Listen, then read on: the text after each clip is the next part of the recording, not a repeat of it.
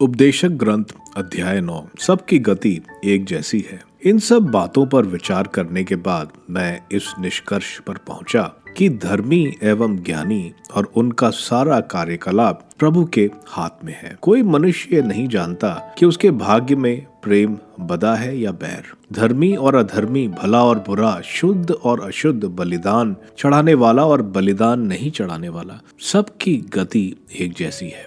भले मनुष्य की गति पापी की जैसी, शपथ खाने वाले की गति उस व्यक्ति की जैसी है जो शपथ खाने से डरता है। पृथ्वी पर के सारे कार्यकलाप में यही बुराई है। सबकी गति एक जैसी है। मनुष्यों का हृदय दुष्टता से भरा है। जब तक वे जीवित रहते हैं उनके हृदय में पागलपन है, और उसके बाद वे मृतकों के पास जाते हैं। जब तक जीवन तब तक आशा है। मुर्दा सिंह से जिंदा कुत्ता अच्छा है। जो जीवित है वे जानते हैं कि उन्हें मरना होगा, किंतु मृतक कुछ नहीं जानते, उन्हें और कोई प्रतिफल नहीं मिलेगा। उनका नाम तक भुला दिया गया है। उनका प्यार, उनका बैर और उनकी ईर्ष्या, ये सब मिट गया है। पृथ्वी पर के सारे कार्यकलाप में उनका अब कोई भाग नहीं रहा।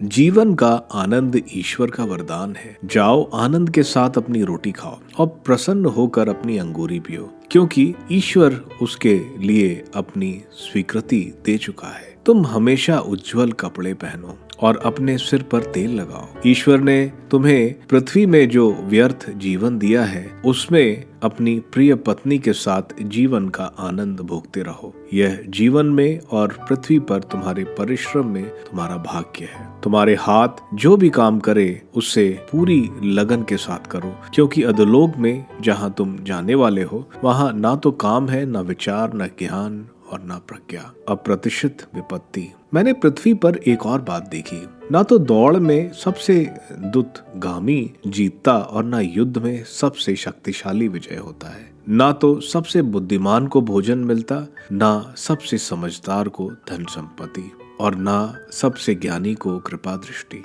सब कुछ समय और संयोग पर निर्भर है। इसके अतिरिक्त कोई नहीं जानता कि उसकी घड़ी कब आएगी। जिस तरह मछलियां क्रूर जाल में और पंछी फंदे में फंसते हैं, उसी तरह मनुष्य विपत्ति के शिकार बनते हैं जो अचानक उन पर आ पड़ती है। प्रज्ञा की उपेक्षा। मैंने पृथ्वी पर प्रज्ञा का एक उदाहरण भी देखा जिससे मुझे बहुत प्रभावित किया। एक छोटा सा नगर था, उसमें बहुत कम लोग रहते थे। एक शक्तिशाली राजा ने आकर उसके चारों ओर बड़ी मोर्चाबंदी कर दी। वहाँ के एक दरिद्र और बुद्धिमान व्यक्ति ने अपनी प्रज्ञा से नगर की रक्षा की, किंतु बाद में किसी ने भी उस दरिद्र को याद नहीं किया। इसलिए मैंने कहा, प्रज्ञा शक्ति से श्रेष्ठ है, किंतु दरिद्र की प्रज्ञा का तिरस्कार किया जाता और उसकी बातों पर कोई भी ध्यान नहीं देता। मूर्खों के बीच राजा की चिल्लाहट की अपेक्षा बुद्धिमान की शांतिपूर्वक बातों पर अधिक ध्यान दिया जाता है। युद्ध यंत्रों की अपेक्षा